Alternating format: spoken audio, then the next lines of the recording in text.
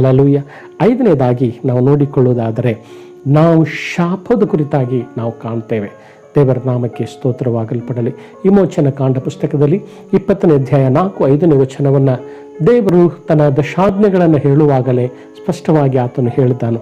ಆ ಆಜ್ಞೆಗಳಲ್ಲಿ ಒಂದು ಆಜ್ಞೆ ನಾವು ನೋಡ್ತೇವೆ. ಏನಂತಂದರೆ ಇವತ್ತು 20ನೇ ಅಧ್ಯಾಯ 4-5ನೇ ವಚನ, ಯಾವ ಮೂರ್ತಿಯನ್ನು ಮಾಡಿಕೊಳ್ಳಬಾರದು, ಆಕಾಶದಲ್ಲಾಗಲಿ ಭೂಮಿಯಲ್ಲಾಗಲಿ ಭೂಮಿಯ ಕೆಳಗಿನ ನೀರಿನಲ್ಲಾಗಲಿ ಇರುವ ಯಾವುದರ ರೂಪವನ್ನು ಮಾಡಿಕೊಳ್ಳಬಾರದು, ಅವುಗಳಿಗೆ ಅಡ್ಡ ಬೀಳಲು ಬಾರದು, ಪೂಜಿಸಲು ಬಾರದು. ನಿಮ್ಮ ದೇವರಾಗಿರುವಂಥ ಯೆಹೋವನನ್ನು ನಾನು ನಿಮಗೆ ಆತನಿಗೆ ಸಲ್ಲತಕ್ಕ ಗೌರವವನ್ನು ಮತ್ತೊಬ್ಬನಿಗೆ ಸಲ್ಲಗೊಡಿಸಿದವರಾಗಿರುವುದರಿಂದ ನಿಮ್ಮನ್ನು ದ್ವೇಷಿಸುವವರ ವಿಷಯದಲ್ಲಿ ತಂದೆಗಳ ದೋಷ ಫಲವನ್ನು ಮಕ್ಕಳ ಮೇಲೆ 3-4 ತಲೆಗಳವರೆಗೆ ಬರಮಾಡುವನಾಗಿಯೂ ಇರುವೆನು. ದೇವರಿಗೆ ಸ್ತೋತ್ರವಾಗಲ್ಪಡಲಿ. ಹಾಲೆಲೂಯ. ಇಲ್ಲಿ ನಾವು ನೋಡ್ತೇವೆ, ಯಾವ ಮೂರ್ತಿಯನ್ನಾಗಲಿ ಮಾಡಿಕೊಳ್ಳಬಾರದು, ಆಕಾಶದಲ್ಲಿ ಹಾರಾಡುವಂತಹ ಪಕ್ಷಿಗಳಾಗಲಿ, ಭೂಮಿಯಲ್ಲಾಗಲಿ ಭೂಮಿಯ ಕೆಳಗಿನ ನೀರಿನಲ್ಲಾಗಲಿ ಯಾವುದರ ರೂಪವನ್ನು ನೀವು ಮಾಡಿಕೊಳ್ಳಬಾರದು, ಅದನ್ನು ಪೂಜಿಸಲು ಬಾರದು, ಅಡ್ಡ ಬೀಳಲು ಬಾರದು. ನಿಮ್ಮ ಯೆಹೋವನಾಗಿರುವಂಥ ನಾನು ನನಗೆ ಸಲ್ಲತಕ್ಕ ಗೌರವವನ್ನು ನೀವು ಸಲ್ಲಿಸದೆ ಹೋದರೆ, ಮತ್ತೊಬ್ಬನಿಗೆ ನೀವು ಸಲ್ಲಿಸಿದರೆ, ನಾವು ನೋಡ್ತೇವೆ ಆತನು ನನ್ನನ್ನು ದ್ವೇಷಿಸುವವರ ವಿಷಯದಲ್ಲಿ ತಂದೆಗಳ ದೋಷ ಫಲವನ್ನು ಮಕ್ಕಳ ಮೇಲೆ 3-4 ತಲೆಮಾರುಗಳವರೆಗೆ ಆ ದೋಷ ಫಲವು, ಶಾಪವು ಅದು ಹಿಂಬತ್ತಿಕೊಂಡೇ ಇರುವ ಹಾಗೆ ಬರಮಾಡುತ್ತೇನೆಂಬುದಾಗಿ ದೇವರು ತಾನೇ ಹೇಳುವನಾಗಿದ್ದಾನೆ. ದೇವರಿಗೆ ಸ್ತೋತ್ರ. ಆದುದರಿಂದ ಜೀವ ಸ್ವರೂಪನಾಗಿರುವ ದೇವರನ್ನು, ಸೃಷ್ಟಿ ವಸ್ತುಗಳನ್ನೆಲ್ಲ ಸೃಷ್ಟಿಕರ್ತನನ್ನೇ ನಾವು ಯಾವಾಗಲೂ ಆರಾಧಿಸುವಂಥವರು ನಾವು ಆಗಿರುವವರಾಗಿರೋಣ. ಇವತ್ತು ಮೂರ್ತಿಗಳು ಎಂಬುದಾಗಿ ನಾವು ಅನೇಕ ಸಾರಿ ನೋಡುವಾಗ ನಾವು ಅನೇಕ ಜಡವಸ್ತುಗಳಿಂದ ಮಾಡಲ್ಪಟ್ಟಂತಹ ಸ್ಥಳಗಳಿಗೆ ಹೋಗುವುದನ್ನು ಬಿಟ್ಟಿರ್ಬೋದು, ಮೂರ್ತಿಗಳನ್ನು ತೆಗೆದು ಬಿಸಾಡಿರ್ಬೋದು, ಅದಕ್ಕೆ ಅಡ್ಡಬಿದ್ದು ಪೂಜಿಸುವುದನ್ನು ಬಿಟ್ಟಿರ್ಬೋದು. ಆದರೆ ಆ ವಿಗ್ರಹಗಳು, ಆತ್ಮಿಕವಾದ ಅನೇಕ ವಿಗ್ರಹಗಳು ನಮ್ಮಲ್ಲಿ ಇವತ್ತಿರ್ತದೆ. ದೇವರಿಗೆ ಸಲ್ಲತಕ್ಕ ಗೌರವವನ್ನು ಮತ್ತೊಬ್ಬನಿಗೆ ಸಲ್ಲಿಸುವಂಥ ಸಂಗತಿಗಳು ನಮ್ಮ ಜೀವಿತದಲ್ಲಿ ಇವತ್ತು ಆಗಲ್ಪಟ್ಟಿರ್ತದೆ. ಒಂದು ವೇಳೆ ಇವತ್ತು ದೇವರಿಗಿಂತ ಮಿಗಿಲಾದಂಥ, ಇವತ್ತು ದೇವರಿಗಿಂತ ಹೆಚ್ಚಾದ ಸ್ಥಾನ ಇವತ್ತು ನೀನು ಯಾರಿಗೆ ಕೊಡ್ತಾ ಇದ್ದೆ? ಒಂದು ವೇಳೆ ನಿನ್ನ ಕುಟುಂಬವೋ, ಅಥವಾ ನಿನ್ನ ಪತಿಯೋ, ಅಥವಾ ನಿನ್ನ ಮಕ್ಕಳು, ಅಥವಾ ನಿನ್ನ ಉದ್ಯೋಗವು, ಅಥವಾ ನಿನ್ನಲ್ಲಿರುವಂತಹ ಒಡವೆ, ಅಂತಸ್ತು, ಆಸ್ತಿ, ಐಶ್ವರ್ಯಗಳು, ವಾಹನಗಳು, ಇವು ದೇವರಿಗಿಂತಲೂ ಹೆಚ್ಚಾಗಿ ಇರುವುದಾದರೆ ಅದು ನಿನಗೆ ವಿಗ್ರಹವಾಗಿ, ಮೂರ್ತಿಯಾಗಿಯೂ ಅದು ನಿನ್ನ ಜೀವಿತದಲ್ಲಿ ಶಾಪಕ್ಕೆ ಕಾರಣವಾಗಲ್ಪಟ್ಟಿದೆ. ದೇವರಿಗಿಂತ ಹೆಚ್ಚಾದದ್ದು, ಅದು ದೇವರಿಗೆ ಸಲ್ಲತಕ್ಕ ಗೌರವವನ್ನು ಮತ್ತೊಂದಕ್ಕೆ ಸಲ್ಲಿಸುವುದಾದರೆ ಅದು ವಿಗ್ರಹವಾಗಿಯೂ ಮೂರ್ತಿಯಾಗಿಯೂ ನಮಗೆ ಶಾಪಕ್ಕೆ ನಮ್ಮನ್ನು ನಡೆಸ್ತದೆ. ಎರಡನೇದಾಗಿ ನಾವು ನೋಡಿಕೊಳ್ಳುತ್ತಾರೆ, ದೇವರಿಗೆ ಸಲ್ಲತಕ್ಕ ಗೌರವವನ್ನು ಮತ್ತೊಬ್ಬನಿಗೆ ಎಂಬುದಾಗಿ ಹೇಳುವಾಗ ಇವತ್ತು ಯಾವ ಪಾಸ್ಟರ್ ಆಗಲಿ, ಯಾವ ಪ್ರವಾದಿ ಆಗಲಿ, ಯಾವ ವ್ಯಕ್ತಿ ಆಗಲಿ, ಯಾವ ಸೇವಕನಿಗೆ ನಾವು ಸಲ್ಲಿಸಬಾರದು. ಇವತ್ತು ಹೀರೋ ವರ್ಸಿಪರ್ಸ್ ಆಗಿದ್ದೇವೆ.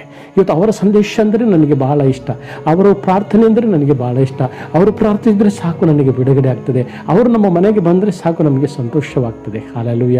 ಆದರೆ ಮನುಷ್ಯರಿಗಿಂತಲೂ ಸೇವಕರಿಗಿಂತಲೂ ಯಾವಾಗಲೂ ಸದಾಕಾಲ ನಮ್ಮೊಳಗೆ ಇರುವ, ನಮ್ಮ ಅಂತರಂಗದಲ್ಲಿ ಇರುವ ದೇವರನ್ನು ನಾವು ಅಗೌರವವನ್ನು ತೋರಿಸುವರಾಗಿದ್ದೇವೆ.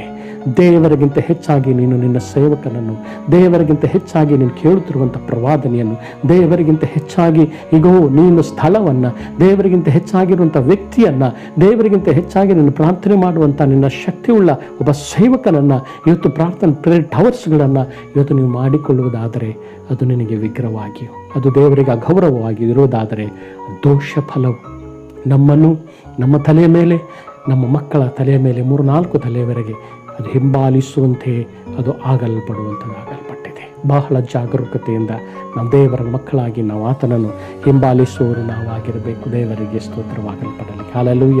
ಒಂದು ಸಾರಿ ಅದನ್ನು ಹೊಸ ಒಡಂಬಡಿಕೆಯಲ್ಲಿ ಮತ್ತಾಯ ಸುವಾರ್ತೆ 27ನೇ ಅಧ್ಯಾಯ 25-26ನೇ ವಚನವನ್ನು ಇಟ್ಕೊಳ್ಳುವಾಗ, ಈಗೋ ಯೇಸುವನ್ನು ಅವನನ್ನು ಕೊಲ್ಲಿಸಿದ್ದಕ್ಕೆ ನಾವು ನಮ್ಮ ಮಕ್ಕಳು ಉತ್ತರ ಕೊಡುತ್ತೇವೆ ಅಂದರು.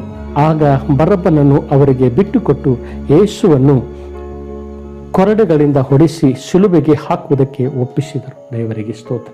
ಯೇಸು ಸ್ವಾಮಿಯನ್ನು ಶಿಲುಬೆಗೆ ಹಾಕಿಸಿ ಶಿಲುಬೆಗೆ ಹಾಕಿಸಿ ಶಿಲುಬೆಗೆ ಹಾಕಿಸಿ ಬರಬ್ಬನನ್ನು ನಮಗೆ ಬಿಟ್ಟುಕೊಡಿ, ನಮಗೆ ಬಿಟ್ಟುಕೊಡಿ, ನಮಗೆ ಬಿಟ್ಟುಕೊಡಿ.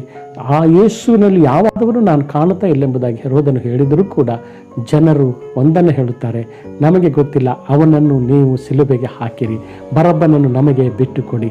ಯೇಸುವನ್ನು ಶಿಲುಬೆಗೆ ಹಾಕಿರಿ. ಆ ಶಿಲುಬೆಗೆ ಹಾಕುವುದಕ್ಕಾಗಿ ಇರುವಂಥ ಇಗೋ ಅವನಲ್ಲಿ ಯಾವ ದೋಷವಿಲ್ಲ, ಅವನು ಒಂದು ವೇಳೆ ಹಾಕುವುದಾದರೆ ಈ ದೋಷಕ್ಕೆ ನಾನು ಕಾರಣನಲ್ಲ ಎಂಬುದಾಗಿ ಹೇಳುವಾಗ ಜನರು ಹೇಳ್ತಾರೆ, ಆ ಶಾಪಕ್ಕೆ ನಾವು ನಮ್ಮ ಮಕ್ಕಳು ಅದಕ್ಕೆ ಹೊಣೆಗಾರರು ಅದೆಂಬುದಾಗಿ ಅವರು ಆರಿಕೆ ಮಾಡ್ತಾರೆ. ಹಲ್ಲೆಲೂಯಾ.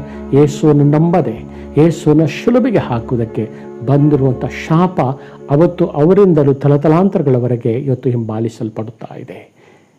ಇದು ಯೇಸುವಿನ ನಾಮವನ್ನು ನೀನು ಪ್ರೀತಿಸುವವರೆಗೆ, ಯೇಸುವಿನ ನಾಮದಲ್ಲಿ ನಿನ್ನ ಭಯಭಕ್ತಿ ತೋರಿಸುವವರೆಗೆ, ಯೇಸುವನ್ನು ನೀನು ನಿನ್ನ ಜೀವಿತದಲ್ಲಿ ಸ್ವಂತ ರಕ್ಷಕನನ್ನಾಗಿ ನೀನು ಅಂಗೀಕರಿಸಿಕೊಳ್ಳುವವರೆಗೆ ಈ ಶಾಪ, ಈ ಮರಣ, ಈ ಸಂಗತಿ ನಿನ್ನನ್ನು ಬೆನ್ನಟ್ಟಿಕೊಂಡೇ ನಮ್ಮ ಮೇಲೆ ಮಕ್ಕಳ ತಲೆಮಾರುಗಳವರೆಗೆ ಅದು ಹಿಂಬತ್ತಿಕೊಂಡೇ ಬರುವಂಥದ್ದಾಗಲ್ಪಟ್ಟಿದೆ.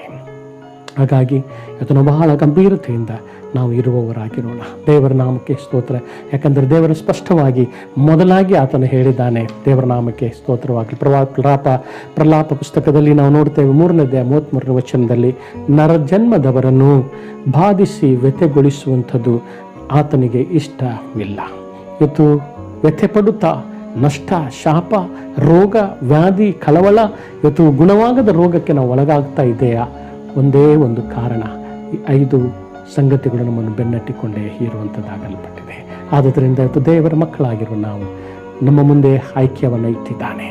ಎಲ್ಲಿವರೆಗೆ ನಮ್ಮನ್ನು ನಾವು ಪರಿವರ್ತನೆ ಮಾಡಿಕೊಳ್ಳುವುದಿಲ್ಲವೋ, ಎಲ್ಲಿವರೆಗೆ ಧರ್ಮಶಾಸ್ತ್ರ ವಾಕ್ಯಗಳನ್ನು ಅನುಸರಿಸುವುದಿಲ್ಲವೋ, ಎಲ್ಲಿವರೆಗೆ ಈ ಮಹಿಮುಳ್ಳ ನಾಮದಲ್ಲಿ ಭಯಭಕ್ತಿ ಉಳ್ಳವರಾಗಿ ನಾವು ಜೀವಿಸುವುದಿಲ್ಲವೋ, ಎಲ್ಲಿವರೆಗೆ ನಾವು ನಮ್ಮ ದೇವರಿಗೆ ನಾವು ಭಯಪಟ್ಟು ನಾವು ಆ ಪಾಪ ಮಾಡದೆ ನಮ್ಮ ಜೀವಿತವನ್ನು ಎಲ್ಲಿವರೆಗೆ ಪವಿತ್ರವಾಗಿ ಇಟ್ಟುಕೊಳ್ಳುವುದಿಲ್ಲವೋ, ಎಲ್ಲಿವರೆಗೆ ದೇವರಿಗೆ ಯಾವ ಆಜ್ಞೆಗಳನ್ನು ಕೈಕೊಂಡು ಯಾವುದನ್ನು ಒದಗಿಸಬೇಕು ಅದು ಒದಗಿಸಿ ಕೊಡುವವರೆಗೆ, ಇವತ್ತು ನಾವು ಎಲ್ಲಿಯವರೆಗೆ ನಾವು ದೇವರಿಗೆ ಕೊಡುವ ಗೌರವವನ್ನು ಮತ್ತೊಬ್ಬನಿಗೆ ಸಲ್ಲಿಸದೆ ದೇವರಿಗೆ ನಾವು ಗೌರವ ಕೊಡುವವರೆಗೆ, ನಾವು ಯಾವತ್ತೂ ಎಲ್ಲಿಯವರೆಗೆ ನಾವು ಹಿಂಬಾಲಿಸುವುದಿಲ್ಲವೋ ಅಲ್ಲಿಯವರೆಗೆ ಗುಣವಾಗದಂಥ ರೋಗಗಳು, ವಿಪರೀತ ಕಳವಳಗಳು, ಶಾಪಗಳು, ಗಲಿಬಿಗಳು, ಹೋರಾಟಗಳು, ಕೊರತೆಗಳು, ನುಂಗು ಹುಳಗಳು, ಇವತ್ತು ನಾಶನ, ಶಾಪ ಇವತ್ತು ನಮ್ಮನ್ನು ಬೆನ್ನಟ್ಟಿಕೊಂಡೇ ಇರುತ್ತದೆ. ದೇವರಿಗೆ ಸ್ತೋತ್ರ.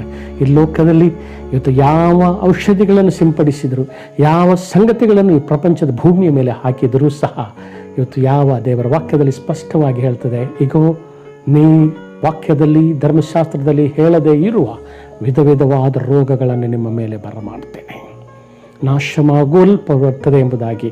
ನಾವು ನಾಶವಾಗದ ಹಾಗೆ ಕೋಟೆಯಾಗಿದ್ದುಕೊಂಡಿರಬೇಕಾದ್ರೆ ರಕ್ಷಿಸಲ್ಪಡಬೇಕು. ಆ ರಕ್ಷಣೆ ಇವತ್ತು ಯಾವುದರಲ್ಲಿ ಇಲ್ಲ.